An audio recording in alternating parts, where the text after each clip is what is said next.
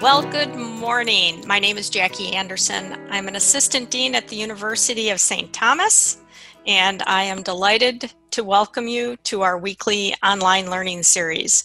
I can't thank you enough for joining us today. I hope participating in these now weekly events provides some great professional development for you, as well as a little bit of normal to your day. As a matter of fact, executive education has flipped all of our learning classes to a virtual format. So if you are looking for longer courses and more professional development, check out our website. We have some great courses launching in the next few weeks. Today's session is titled Treasures and Trash of Transition with Dr. Jean Davidson. As you know, change and transition are not necessarily the same thing, and Jean's going to take some time and spotlight 3 keys as you move through a transition. We have shifted the format to a weekly series, just so you know. Our next 2 upcoming sessions are next week, Wednesday, April 29th, with Leo Hoff. Leo actually led Strategic Decisions Group based out of California, and his focus has always been on strategy. And so this session next week is going to focus on prioritizing within your strategy, learning to say no so you can say yes to what matters most. Then, on Thursday, May 7th, we're joined by Allison Smith. And Allison actually participates in our STEP, our St. Thomas Executive Program, as well as teaching in our Executive MBA program. The title of her session is Leading Virtually Without Virtually Leading, How a Leader Can Use This Time to Transform Their Leadership Practices. Another great session. So we hope we see you in our upcoming sessions. Let's get to today. Let me give you some brief overview of the logistics. In a moment, I'm going to introduce Dr. Jean Davidson, and she's going to spend about 40 to 45 minutes covering some of the key content around transitions, what to sort through, what to let go of, and what to take hold of. Now, we're going to save all the questions for the end. However, you can submit a question at any point during the presentation using the chat function in Zoom. And then I will moderate some questions to Jean before we run out of time. I do try to end about 5 minutes early, just so everyone can have a break before their next meeting. If you need any immediate assistance, don't hesitate to privately chat with the host. And if you have any issues or need to step away for any reason, no recording this, and we will send out the link following today's session. So with that, it is my pleasure to introduce Dr. Jean Davidson. Jean actually has taught in our doctoral program here at the University of St. Thomas in the College of Education. Jean is a teacher, a consultant, and a certified coach. She works with leadership teams conducting large-scale change and individuals facing personal and professional change. Jean has a doctorate in organization development and is the author of the blog Random Wisdom. And prior to her consulting career, Jean actually worked in industry with companies such as Best Buy and NetG. I can promise you a fascinating session. It is my privilege and my pleasure to welcome my colleague and friend, Dr. Jean Davidson. Thank you, Jackie. Good morning, everyone, or maybe not morning. I know that I have some clients and friends who are on the other side of the Atlantic, and it is not morning there, it's afternoon, and I'm excited that you're with me. Not only that, because the sessions are recorded, some people might be listening to this in the middle of the night when they can't sleep. Not exactly sure. I'm going to remember to share my screen here. So what got me to this point in my life? And I guess I would want to start by saying that this is not rocket science. So what if you're looking for something that's just amazingly deep and profound and new, this is not. Matter of fact, it's really very simple, and maybe that's why it's something that we overlook. Actually, my mentor had said to me many years ago that common sense is not necessarily common practice. So I would also encourage you at this time that while this has a topic, because you are here and you've opened up your mind, your heart, you've opened up yourself to taking some time for just you, I would encourage you to have a sheet of paper there, or digital if that's what you're doing, but any thought that pops into your mind, I want you to write it down. Maybe it's a face, maybe it's a name, maybe it's the name of a book. I don't care what it is. I just know that when we put ourselves in a space to learn and to be open, that sometimes those thoughts that have been trying to pound their way in when we're too busy dealing with everything else, they can't get their way in. And so you might have some surprises. So just trust that if it shows up in the next 45, 50 minutes, that it's something that's important for you. All right, so I have a quote here that I'd like to share. Many speak of opportunities. When one door closes, another one opens. You've all heard that. I'm sure that we've heard it right now. But rarely about the hallway. That's the transition, the in-between where you are and where you are headed. The hallway doesn't have to be a scary, dark, endless confusion. It can be a space of massive transformation, great memories, and peace. I think that we're in the hallway right now. It's a different hallway for different people. Some people are looking at this as a time of opportunities. Some people really are afraid. I can tell when I go to the grocery store and I see people with masks on, and if I get, within 7 feet, there's just a look of absolute terror in their eyes. And so there's people that are really scared, and for good reason. There's people who don't know what their jobs or what their source of income is going to be when they get on the other side of this. So I get that. But that's what I want you to understand is today we're going to talk about when we are out in that hallway. Also, I want to emphasize the point that today's learning for you, I hope, is that this is all internal. There's so many things now that are completely out of our control. We have concerns about those things. There's lots of decisions being made that we're not a part of. And we can't do anything about that. And so this focus today about finding those treasures and getting rid of the trash, that's your work. That's the work that we have to do inside of ourselves. I would also tell you that it's convenient, right, that we find ourselves in the middle of a huge transition. But the things that I'm going to share with you today are helpful for any transition that we might find in our lives. All right, I want to start with a story. So this is a picture of me and my 93-year-old father. This was taken about 2 months before he passed away. And so this was February of 2006. And my mom had been gone for 5 years. Every time I would visit him in the care center, he would talk about why am I still here? I'm not doing anybody any good. I miss your mom. He had prostate cancer, and at the end, I know that the staff was angry with him because when lunch would come, all he would do is take the cookies. That's all he was interested in. And so anyway, he wanted to be gone. And we had a plan in place. I mean, we had every bit of his services, of what was going to happen with the financials, all of that was buttoned up. And so on the day that my dad passed, until we got through the funeral, I'm not sure, as I reflect back, I'm not sure that I shed any tears. I mean, there was certainly sadness, but we'd prepared for this, right? This was coming. And so the change that happened in my life was that my dad passed away. So that's in February. Now I want you to fast forward to July. And so it's a July, beautiful summer afternoon. I came in my front door, I jumped up my steps up into my kitchen where, remember this is 2006, I still had an answering machine on my desk up there. And frequently I would come home from somewhere and find the little red light flashing. And oftentimes it was my dad, and he would have left me a message. And, they weren't sweet, kind, gosh, I miss you messages. Matter of fact, he oftentimes wouldn't say hello. He would just say, well, Jeannie, I see that you're not there. Call me. And mostly it was because he was ticked off that I wasn't just sitting by my phone ready to answer his phone call. So that was my history with these messages. So here's this July day. I come in my front door, I go upstairs, I look at my answering machine, and there's no red light blinking that day. Wow, it's been 14 years. I still can't tell this story without being emotional. And it hit me. So this was 5 months after the change had happened in my life. And it hit me that I was never, ever again going to have another message from my dad, crabby or not.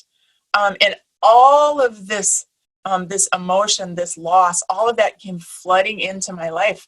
And and I was a little bit overwhelmed. Fortunately, it was a Friday afternoon, and I said, okay, I need to hit the pause button here. I apparently thought that I could breeze through this change in my life and not have it really affect me because things went so well. And I was frustrated on top of it because this was the work that I was doing with organizations and teams and individuals as they were dealing with changes in their life. I was coaching them on, let's look at that transition because that can be a surprise. And here it was, it smacked me alongside the head. So I spent that weekend, I went downstairs, I pulled out all the cards that I'd gotten from people, notes that I'd gotten from people. I pulled out picture albums. I really spent the weekend embracing my dad, embracing my relationship with my dad, thinking about how was I like him? How was I going to miss him? What had he taught me? What did I want to bring forward in my life that was part of him? As a result of that, actually, my doctoral dissertation, the dedication is to my dad. And I think part of it is because of how I spent that time that weekend. So why do I call this learning the hard way? It's because I want you to understand that whether the change that happens in your life is one like right now that wasn't invited, none of us went seeking this coronavirus thing that has changed our lives and turned it upside down. There's going to be more changes like that that are going to come. So whether it's that or it's a choice that you make, whether it's a new job, a new home, you get married, you get divorced, you retire, you go back to school, whatever it is, those changes that can be attached to a day and a time perhaps, they all have got transitions hidden in there. And we need to be aware that they're there. So the key points for today is that there is a difference between change and transition.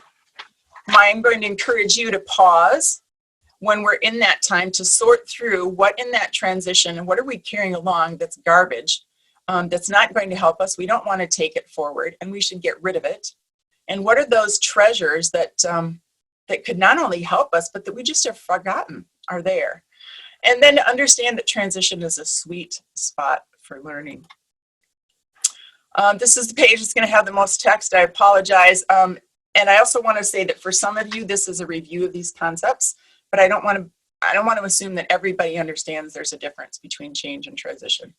I spend about 70% of my time working with leadership teams, and I'm still amazed at how many leaders they've never come across the fact that change and transition are something completely different.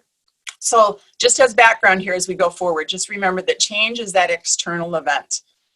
So I'll use my dad's as the example, right? And so my dad passed away on a day at a time. That was a change, but that transition is my internal adaptation. And the point I want to emphasize with you today is that that is yours. No one can do this work for you. Matter of fact, no one may tell you that you should be doing this work. Oftentimes in organizations, there's an assumption that because we've communicated, we've planned, we've put ticks in our boxes, and all the things have lined up around this change that we are there. They cannot schedule your internal transition to that. We own that, all right? All transitions have a neutral zone. That's this limbo, right? The space between how things were and where the new space is going to be. Some of those are really short. Others of those can go on for a long time, which leads to the third bullet, and that's that we all go through them at our own pace and in our own way. If you're on this call today and you're a leader, and by the way, you could be a leader in your family, in your community, but it can be a frustrating thing for you to be able to make your own path through that transition and to have other people either ahead of you or behind you. Again, we can't put that into a spreadsheet. People are going to move at their own pace. Typically, the neutral zone is not a comfortable space, and so usually we want to get out of it as quickly as possible. What's unfortunate about that is that during the transition is where the learning is going to happen. We typically focus on whatever that new thing is, that destination, right? And so if we think about today, many of us, you hear the conversations every day about when's the economy going to open back up? When can I get my hair cut again? When can we have sports again? But it's about that new place. The transition begins when we realize that the old place and the old way has gone. And more about that later. And we talked already that learning happens in the neutral zone. And then when we skip it, we repeat the same mistakes or patterns. And so again, if you're looking at team, organization, if we don't take time to try and understand what's going on in the transition, those mistakes are going to keep popping up. And I can say that from nearly 30 years of doing this work, is that oftentimes I'm there as the voice to remind people that we need to look at this and learn from it so that the next time, we don't make the same mistakes. Here's a slide I've put together. Many of you might be familiar with William Bridges. In 1980, he wrote the book Managing Transitions. As far as I know, in my research, he was the person that first differentiated between this external event, the change, and this internal adaptation. I wrote this underneath is that this happens whether you wanted to stay on the shore or whether you wanted to leave shore. It doesn't make any difference. Now, it might happen a little differently if it's a change that you're leading versus one that you are, I was going to say a victim of, and that's not great language, but somebody else has decided there's going to be a change. It doesn't make any difference. There's still a transition there. Quick little story about why do I use these ships. My father was a merchant marine, and I grew up in northwestern Wisconsin. My dad used to sail out of the port up in Duluth and Superior, Minnesota. And so when I was a little girl, oftentimes we would take a trip up to Duluth, and we'd look at these huge ships, and he would tell me about the times that he had taken and rowed on one of those ships to China. And then, we'd pull out a globe and we'd look at, where's Duluth, Minnesota, and where's China, and how long that journey was. And I remember him saying to me at some point, he said, "Now, Jeannie, that's a long trip. I mean, we're talking about months, right, on this trip. But the hardest part, the most effort of that whole trip happens when we try and pull away from that dock in Duluth." And it's because that's where things get loaded down. That's where they're tied down. It takes a tremendous amount of energy. That's the same thing for us to remember about, is that this letting go, this deciding what we no longer need with us, what we don't want to carry with us, it can be really, really hard. And any of you that have tried, I don't know, to change your way of eating, to change a pattern of speech, to stop smoking, to stop a relationship that's not healthy, the hardest part is trying to let go of that bit. And then you'll see that the boat is out at sea. He would talk about how when they would be out in the ocean for days and they couldn't see land. They couldn't see where they'd come from, and they couldn't see land where they were going. And that for some of those sailors, they actually would go crazy. There were some that would just hide down underneath the decks of the boat and stay there for most of that trip. And there were others that would, they wanted to be on the deck. I think that that's exemplary of what I just said about this neutral zone. As we go through this, we all do it in our own way. Some think this is an adventure and are looking for things and are learning things, and other people really just want to, crawl in their bed, put a pillow or their blanket over their head and say, "Wake me up when we're there." All right, so to this, that's your background on transition and change. So at a high level, the 3 keys to finding these hidden treasures and dumping the trash are: number 1, we have to notice where are we at in this journey. Number 2, we have to actually look for the treasures and use them. And then number 3 is that we have to identify what it is that we want to let go of. I'm going to tell you now, and then again at the end of the session, I have an ebook that I created. It's super interactive, so the exercises that we go through today, there's space in this ebook for you to do those, and you're going to be sent the link in an email following the session. So the first bit is about noticing where you are in the journey. I've got 2 points here. The first thing is that we have to remember that this is a journey. This isn't something that it happens in a moment, and so there has to be some patience there. And for some of us, patience can be a challenge. I think we live actually in a world today where most things we want it faster, right? Transition isn't necessarily a fast thing, nor should it necessarily be fast. Hopefully you're going to get that today, is that we have an opportunity to just really kind of to bathe and bake and marinate in this, and look around us and look inside of us and see, what is it that we're experiencing, and what is it that would be helpful? What can we remember that we want to take forward with us? The second bit is that you have to work at noticing. Some of these things really aren't that obvious. And again, Nobody's going to point these out to you. This is your work. So here's some questions that might help you, right? Is where did you start? Where are you going? How many more miles? When are we going to get there? Right? What have you passed along the way? I've got a picture down here in the right-hand corner of these glasses, and you'll look through them and see that you can't see very clearly. Sometimes the future is pretty foggy. But I have found that if we look back, oftentimes that is what becomes crystal clear to us. When we're in the moment, many times we can't see what's there. Steve Jobs has a great quote about that we can't look forward and we can't always connect the dots where we're at. But if we move forward with faith, knowing that when we look backwards, the dots will all connect and make sense, that's how we have to progress in life. And I think that it's that way, right? Is as we think about, why is this happening? We just need to notice what's happening and then trust that when we get forward and we connect those dots, it's going to start to make sense for us. And I think the last point is the biggest deal, and that's that you have to slow down and notice where you are and what you're feeling and who is there to help. I think what can be tricky about, again, I'm going to use our COVID-19 example, is that right now, if we look at the state of health of this virus in the world, we don't know what the destination is at. So this bit of the work is about you and your journey, okay? And so the way I'm going to take you through this today is the work that I have done over the last few weeks as I've been in this space. So the exercise would go like this. In a few simple words, you describe what's the transition that you're in, and you think of it as a map, all right? And where's your beginning point? Where's your end point? Because we don't know where the end point is, we have to have our own milestone. You have to come up with something that needs to be your destination. Our mind, our brain needs to have some completion, something to move forward to. That's why I've been encouraging friends of mine who've said that every day is Blur's day. I'm like, well, here's the deal.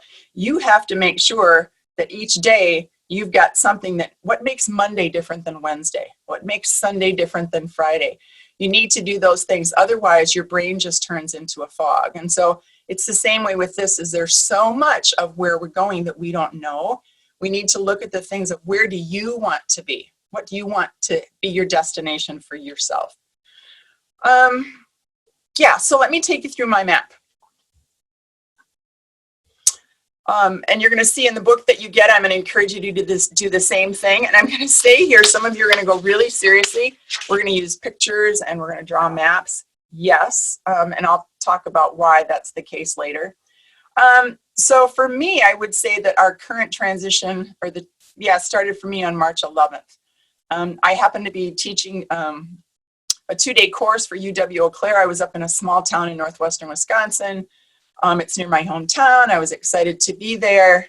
And on March 11th, I got the note from my contact there of what was going to be different on campus that day. And then when I went out to grab food that night and come back to my hotel room and flipped on the TV, that was the night that they shut down. The NBA said we're done for the season. NHL is probably going to be done. There isn't going to be baseball. I heard those things, and a little bit like those 3 blind mice. I just remember thinking, oh, this can't really be that big of a deal. This is, this will blow over. I taught the course, get through a few days. Now it's March 17th, and now I started to get the emails and the phone calls that work that I had that was scheduled is starting to cancel. And I started to worry about my kids, right? I've got 10 grandkids. So I've got grown kids that have families, they have mortgages to pay, families to take care of, and I started to worry about them. The very next day, you look down here in this big black hole, I would say that was my absolute pit, right? I was listening to nonstop news, I was reading everything, and yes, I was reading all the second and third and 12th hand news that was out there on Facebook. And my husband was working from home, and he is in the investment world. I happened to be on the stairs one day, and I overheard him say, not him say, but somebody on the phone call say, Well, depending on what the government does here, we technically could be out of business by the end of the week. And that it sucked all the oxygen out of the room for me. I thought, oh my gosh, and I went down in this black hole. So that was just a really low spot for me. However, you're going to see a few days go past. First of all, I had some conversations then, right? I could have kept it all to myself and worried about it, but I didn't. I talked to my husband about it, and I said, hey, I overheard this thing. What's that about? And so he helped educate me, helped me give me some information. And I remember then having a couple of days in there where I thought, this is so great. I have now so much time. I'm always complaining about the fact that I'm busy traveling. I'm at client sites. I don't have any work. I don't have any time to do this other work. And so I was pretty excited about the fact that I was going to be able to do some of that work. And so I said, I need to have a structure and a plan and start building some of these things. You're going to see from March 21st, it looks like a little roller coaster. Actually, I had a dip right there is because I got to let me see, when was it? It was a Saturday morning. And I looked at my last 3 days and looked at my to-do list, and I hadn't done anything. I hadn't done anything. I thought, are you kidding me? Here's this opportunity that you're always complaining about. You don't have any time in your life, and now you have time in your life, and you're not doing anything. And if you're not careful, however long this lasts, you're going to have done nothing. And so again, I had a little bit of a low spot, but also a determination is no, that's not the way it's going to be for me. So you can see this roller coaster, right? Is that I know that there's going to be more ups and downs. I'm in a really, really good emotional place right now. I've got a rhythm going in my work. I'm reaching out. I'm using this time to reach out to friends and family in ways that I haven't in years. I'm connecting with people in ways that I haven't. I'm looking for opportunities to maybe use what I know. What I'm doing today is a result of having this time. And so you're going to see for me, my destination is the fall of 2020. So maybe that's September, October. That's where my map is going. I think that we're going to have a lot of different information by the time we hit the fall. But I know that for me, as I look at what I want to be doing in my own life and in my work, I'm focusing on the fall. All right.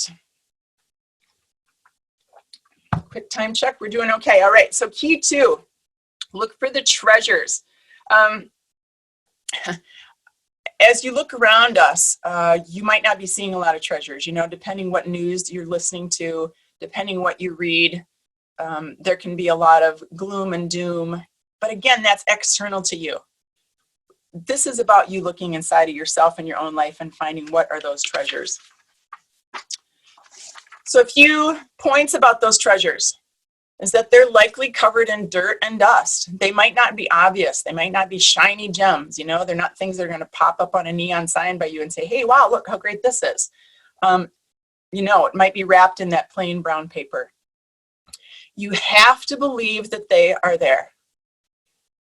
A huge amount of my work is coaching. Leadership coaching has been really, really interesting over the last month.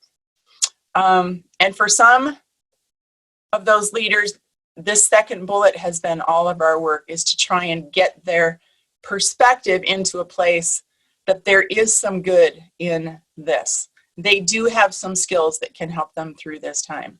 But they have to believe that themselves, right? And so that's what that point is about. If you're not going to put any effort into looking for these, if you don't think that they're there, or that you think everything's going to somehow be dependent on the outside world. Again, I know I've said 20 times, this is your work. Nobody can do this for you. You're likely going to need to shine a light in those dark corners. You might need to pick out something that's old and it's dirty, and you clean it off and you see really what the value is, and that you're the only one who can determine the value and how you will use it on your journey. So that's the premise behind these treasures. Here's the exercise in the book that I have you go through, and something that I did. I'm going to share my example in a minute.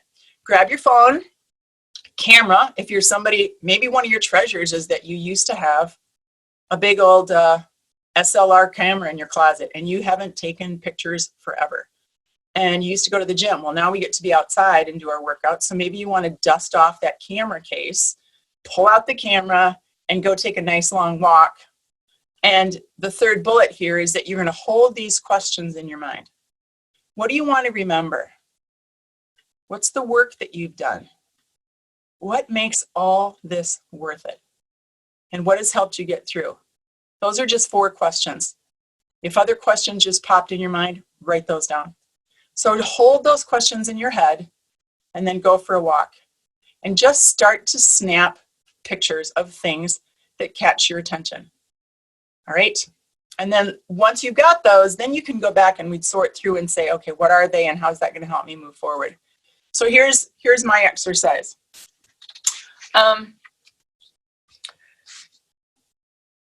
The one in the upper left-hand corner is actually the gravestone of my mom and dad.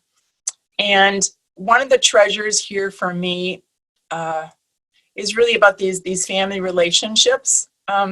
I hadn't been to the cemetery since my dad had passed away. I mean, I'm not somebody, I'm not, right? My own beliefs is that he's not there, right? And so I'm not gonna go visit that stone. He hangs out with me in other places.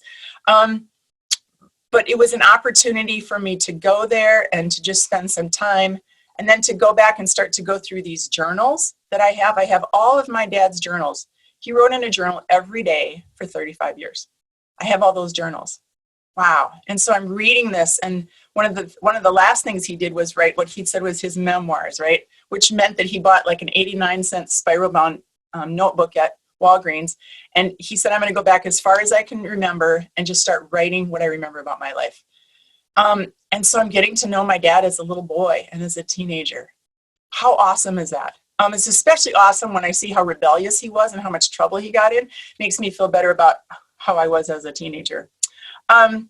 This bag in the middle, I used to be creative a long time ago. I have an entire room downstairs where I used to make cards and scrapbook and all sorts of things and sew and quilts, and I haven't done that stuff forever. And so on Easter weekend, I decided that I'd bought some Easter gifts for some of the grandkids that were too big to fit into an Easter basket. So I looked around my stuff and thought, hey, I know how to do this. And so I pulled out the paper and the scissors. I had so much fun on a Saturday morning because I was getting into something, a part of me that I really hadn't used in a long time. The other really cool thing about that's a treasure for me is I remembered that I like it when I can be in a space where I have complete control over what tools I use, over what my resources are. I know what it's going to look like in the end. Well, I don't always know what it's going to look like in the end, but I get to be there through the end. I get to make all the choices along the way. And that bag took me maybe 15 minutes to make it. That is so unlike how my regular work life is. I'm usually not there at the beginning. I'm usually not there at the end. I don't get to make all those choices along the way. And so this is a treasure for me. And I've said, you know what? When you get on the other side of this, you are going to keep doing this. All right. The things over on the right represent, yes, that is like a 1-gallon jug. For years, I've said, you just need to drink more water. You need to eat more healthy, right? And so I, for the first time in my entire life, I now have planned a menu for a week, and I'm cooking more, right? And I'm just noticing how much better I feel about myself. And it's not that hard. And so even when life gets busier again, I now know that there's ways that I can do that. Down in the lower left corner, that's actually, it's a map for one of my favorite games. It's called On Tour. I've collected board games since I was in 7th grade. I now have 275 board games. And I went months and months and months without playing any. And now what I've formed is a virtual board game group that on Tuesday nights, we jump on Zoom and we play board games. Right now, it's just all girlfriends. And what it takes me back to is like when I was in high school and we had sleepovers, and I forgot how good it is to just get together with friends and laugh. The treasures are amazing. I could go on and on and on, but those are some of the treasures that I have discovered that I'm going to take forward with me. All right, we're to key 3. So we've got these wonderful, these little jewels, right, that we found, and I trust that all of you have them. If you'll just slow down and look, they're there. And then you're going to figure out, how do I take this into the rest of my life? And I'm not going to let the outside world tell me that I don't have time for that treasure. Along with the treasures that we have, we also have garbage, right? Transition is hard. So why in the heck would we carry extra baggage with us? Most of us aren't even aware of what it is that we're carrying along with us. The great thing about change is it upsets the status quo. And so things that are hidden in the corners come out into the open. If you haven't read William Bridges' book, Transition, like I said, now it's 40 years old, but you could go back and read it. One of the things he talks about is all these changes that we have in our life. And if we don't take the time, in a sense, to unpack them and look at what the learning is, what's in there for us, that they're just going to like stack up. They're going to stack up like an attic, whether in our head or our heart. And there will be a point in time when there's going to be a change, and it's going to be like that suitcase on the left, and all this, no offense, but all this crap comes out of here that we didn't do anything with. It's often why things like weddings, funerals, big family events, all of this stuff comes out that has been there for years, but we didn't bother to deal with it because we just wanted to get to the other side, right? So this transition is an opportunity for you to sort through that overstuffed suitcase. And then once you see what's in there, you get to make a choice about, do I want to keep it or do I not want to keep it? So the exercise for this one is that you use a list, and you just make a list of everything that you're carrying along in your suitcase. And here's some categories to consider. You certainly might have others. Beliefs about yourself, expectations, relationships, emotions, stories about the past, stories about the future, habits that you have, how you deal with life, blah, blah, blah, right? There's a long list, just laundry list, dump it all out. And then what I suggest is that we do a cost-benefit analysis, and we go through each of those things that are in that suitcase and say, so what value does this add? Or what's the weight? What is this costing me? And then we get to make a choice of what do we want to let go of, and we repack our suitcase so that when we go forward, we do not have that junk with us. Quick example of how I did this, right? The ones that are highlighted are my trash. So one of my expectations that I have to be careful of is that things are going to get better fast. I have that kind of about everything. My dog gets sick. I think, oh, well, I'm going to go to the vet, and then within a day, things will be great. That things get better fast actually just sets me up for unrealistic expectations. It's not helpful anywhere in my life. And so that's one of those things that I am putting in the trash. Stories about the past is maybe because of the jobs I've had, the organizations I've worked at that have been really random, that I've told myself is that I work best when I really don't have structure, when I can just be really super flexible and adaptable. And I've even spun that story, right, about I don't need structure. Structure holds me back. Look how good I am at just pivoting and changing directions. Well, the cost I've realized for that is I can waste a huge amount of time. The days all blend together, the hours go flying by. I have to have some structure in my life. And so I've put that in place, and it's actually really, really good. Just one of those things, even just being the menu and saying, what are we going to eat every night this week, right? Or where are we going to go get takeout? The last one that I highlighted here is the social media, the radio, the news. I actually remember this at 9/11. I won't share the story of where I was. I wasn't here in Minnesota when 9/11 happened. I was in another part of the country and had to figure out how I was going to get home. And it was pretty terrible. You couldn't get gas at gas stations. I couldn't get money at the bank, how to get home. And so then for days, I was just glued to the TV. I was glued to the radio, listening to the news. That was in, 2001. And so there wasn't the social media presence in my life that there is now. But I have just recognized that it's not just the radio and the news, but it's the Facebook. It's my neighborhood app, and the people that are complaining about the fact that the dry cleaner's shut and now that their suit isn't there, and why didn't they know that, and why aren't the dry cleaners essential? Those little things that don't help me move forward. And so I've just made a decision that I'm just not going to spend time there. So anyway, that's the example of how you would go through this list and say, what's the value that it adds? What's the cost? And then I get to choose what I'm going to put back in that suitcase. So in summary here, then what you do is with your bags repacked, then you live out of that for a few days or weeks. Carry it around and then check back in with yourself and say, what's been helpful here in this suitcase? What feels good? How's it going to help me move forward? What feels lighter? What do I really wish that I had back? You can always go back out to the dumpster if you really find that you need that and that it adds value. You can go back and get it. And then most importantly, probably, is what did you learn about yourself when you go through this exercise?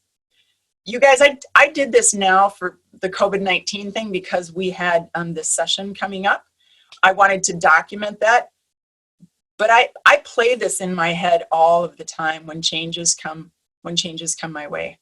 And it's so helpful. The learning is just endless. And it makes me feel as though I have some control, because I do. I have control over how I think about things, what I think about, how I show up in life. And those give you power, right? In a time when we can sometimes feel helpless. And by the way, this can happen in organizations. This isn't just a world thing. But if you think about a team, I'm thinking about a leader I have that they laid off 40% of their workforce, right? And they're feeling badly about things. This could be one of those things that we could help employees with, people that maybe their hours have been cut back, maybe they've been furloughed, but how do we help them have something that they feel as though they have control over during these times? And so my wrap up here, a little bit of encouragement. I love this picture. The transitions in our life are never, ever going to end. The forks in the road are just going to keep coming. And so I think this is a life skill. It's a life practice. And no matter how light or heavy those are, there's always an opportunity to learn about yourself, about other people, about life. And I think you just want to make these transitions more than something to be endured or survived. You want to use these 3 keys to make it something really, really powerful. I think not only about this particular transition that we're in, but many that I've worked with inside of organizations, whether it's mergers and acquisitions or a new product launch or opening a new facility or building a new building or a downsizing, whatever it is. There's so often this mindset of I just want to get to the other side, right? I just want to hang in there. To be completely honest with you, I just think that that's a waste. That is a complete waste of a great opportunity. I used to work with a CFO who used to say a crisis is a terrible opportunity to waste. And I think so. And I think that we have an opportunity every time that a change drops into our life to do more than just endure it or, survive it, get to the other side. Before Jackie opens up for questions, I want to tell you thank you again. I'm sure that there's some notes here that I have that I didn't get to. But I'm happy to entertain questions. I do want to take a moment and help you understand why are we doing pictures and drawing and things like that. Because for some of you, I don't know who's on this call, but I know for sure that I have a couple of executives that are on this call.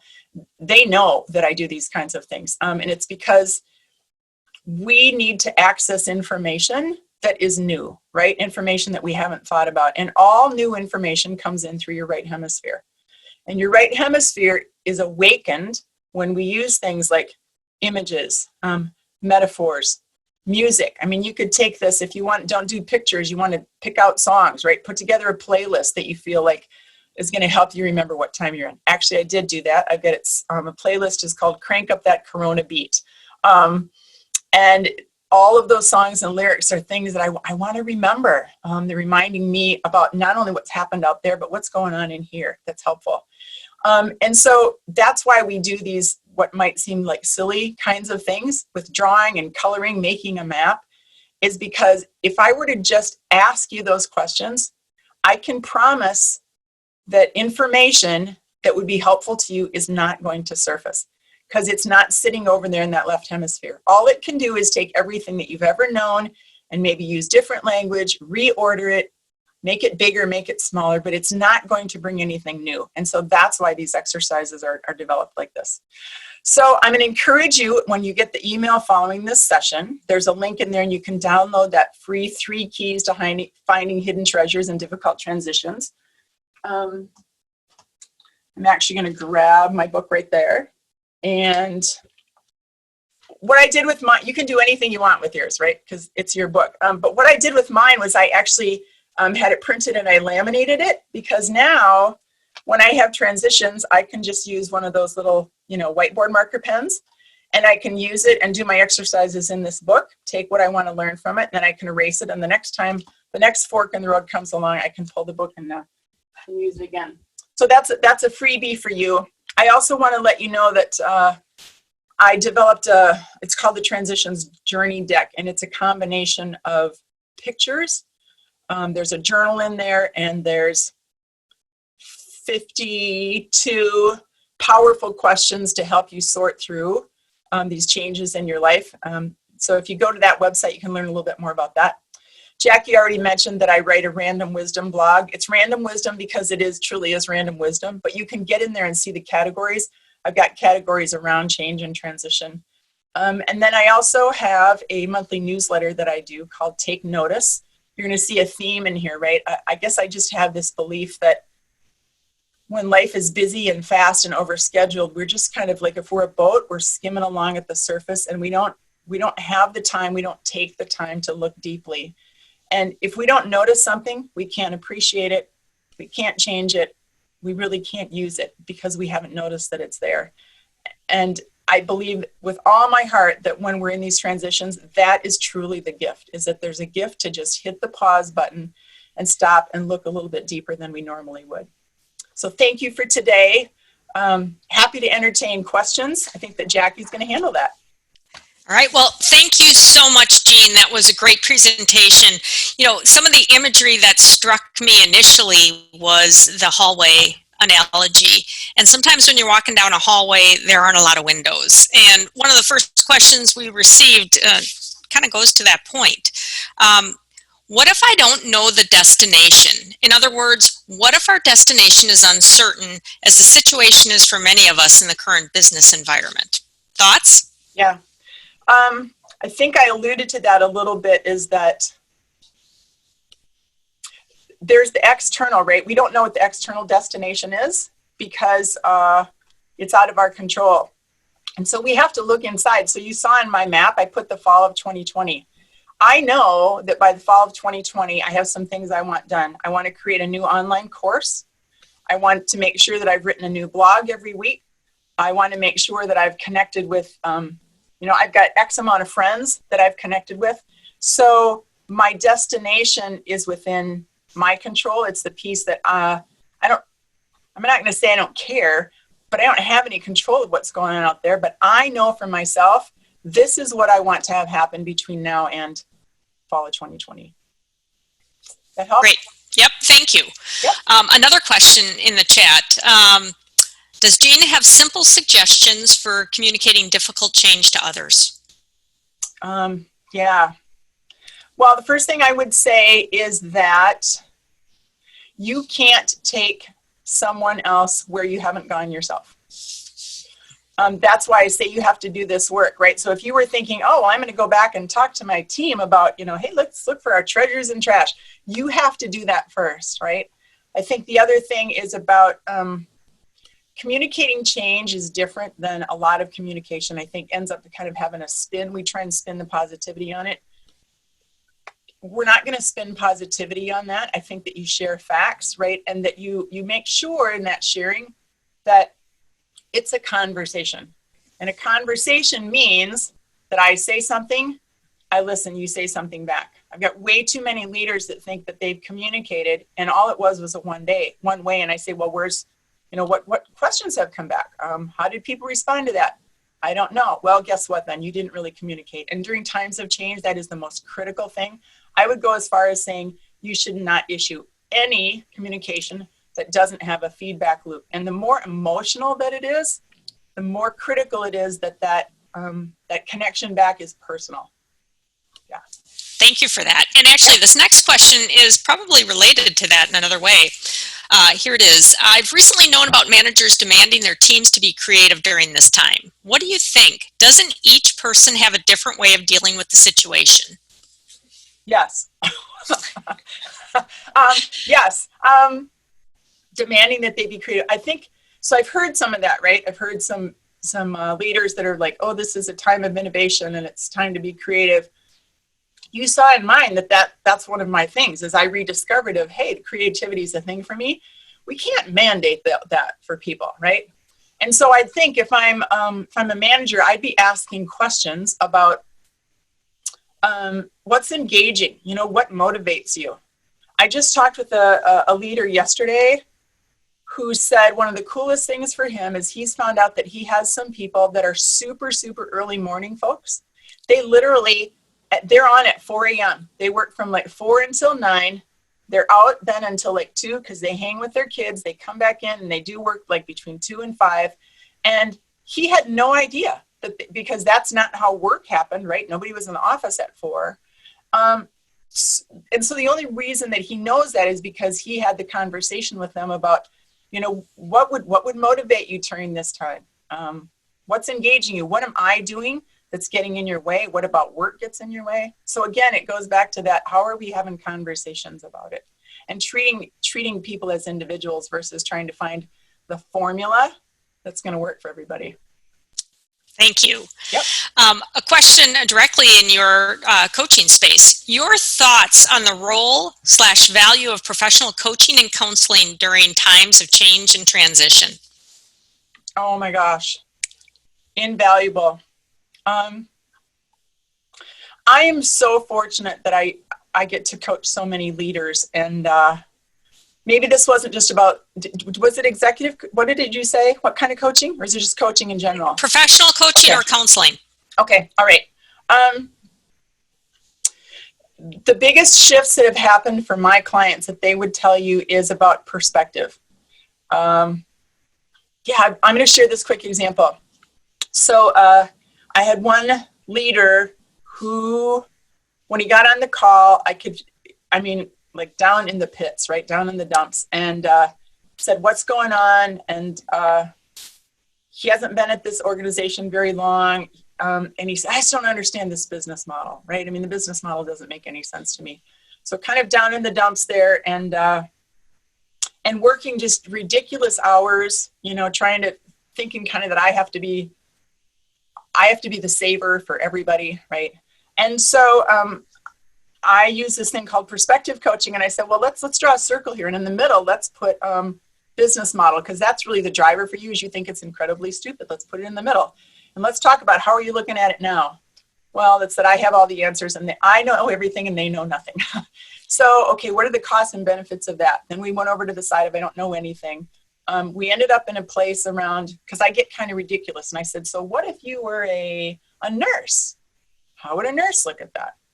And what clicked for this person is, oh, well, a nurse is there to triage. A nurse isn't there necessarily to diagnose, but it's because that nurse cares about that person, wants to help the person.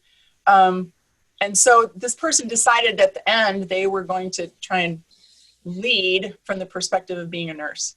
It was only 2 days later, I got the email from this person that said, I want you to know that I've slept the last 2 nights, how much different things are for me. And my team noticed and said, we don't know what you're doing, but thank you, because you are showing up differently. So, pardon that long example, but I think what I'm saying in there, the value of that is that when we are just in our own head, our brain is amazing at coming up with stories that are, sometimes they can be expansive, but sometimes they trap us. And having somebody else that can kind of go whack, whack, whack, let's step over here and look at it, right? It's shifting that perspective. And some people can do that by themselves. Most of us need somebody else to help us get out of our head for a minute. Yeah. Thank you. And we're getting short on time. I'm going to ask one more question and get to the wrap up. And I think it's actually somewhat correlated to what you were just talking about. thanks for the great presentation. How can we help others find motivation to start a transition?